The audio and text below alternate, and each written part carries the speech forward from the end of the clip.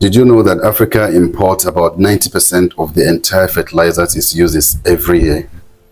The question now is, what happens if there is a global disruption for that fertilizer? And that is what is happening right now at the moment.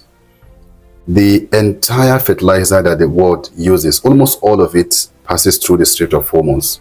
And as it stands right now, that particular Strait of Hormuz is closed due to the war that is going on in the Middle East. And because of that, there has been a lot of disruption in the global supply for a lot of commodities, including oil, including gas, including fertilizers, and so many cargoes, a lot of shipping, because it's one of the major shipping routes in the world. And it's been affected because of the war going on in the Middle East right now. This is a period where farmers need a lot of fertilizers because they will be engaging in a lot of farming activities all over Africa, all over Nigeria. But right now, the price of fertilizer is on the high side, and the reason for that is actually very simple.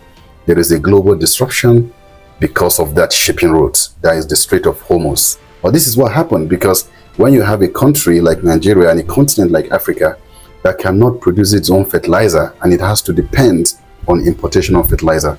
So this is one of the major problems that we have right now, and the solution to that is very simple.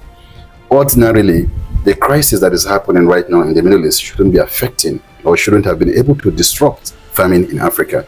It is happening because we did not build our own fertilizer. Thanks to Dangote right now, he has a fertilizer plant that is producing about 3 million tons annually, which they intend to increase the capacity to 9 million tons annually. But as it stands right now, almost all of the fertilizers that we use in Nigeria and in Africa are imported. So the solution is actually very simple.